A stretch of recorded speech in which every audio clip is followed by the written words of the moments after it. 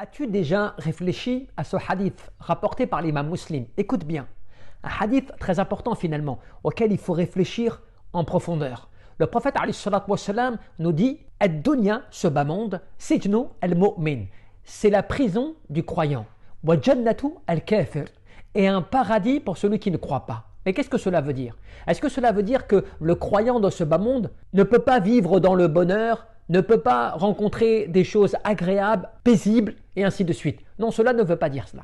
Le musulman pourrait avoir énormément de biens ou d'argent, être dans un confort, mais finalement, dans ce bas monde, il reste tout de même dans une forme de prison. Pourquoi? Parce qu'en fait, il lutte contre ses passions, il lutte contre ses désirs, il s'interdit des choses illicites. En fait, il fait ce qu'il y a à faire en termes d'adoration pour obéir à son Seigneur, ce qui fait qu'il ne profite pas totalement de ce bas monde, et cela, en comparaison à l'au-delà, finalement, est à l'exemple d'une prison.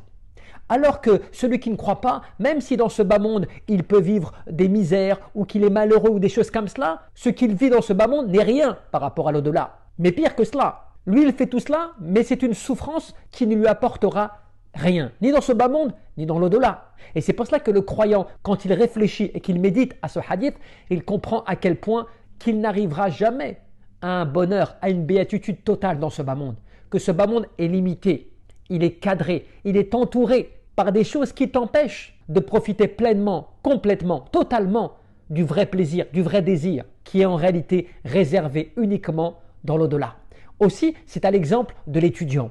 Il se prive pendant des années. Cela pour ses études. Il ne se laisse pas aller dans la négligence, l'insouciance, les sorties tardives et autres parce qu'il révise, il travaille et il dit « Mon sacrifice d'aujourd'hui est une forme de prison, mais je serai demain libre. » Libre de quoi? De choisir ce que j'ai envie de faire parce que finalement, il aura travaillé pour.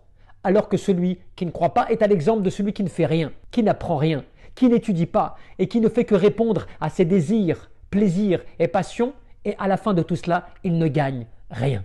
Donc réfléchissons bien, méditons bien à la situation de ce bas monde et de l'au-delà et de la situation du croyant dans ce bas monde par rapport à l'au-delà.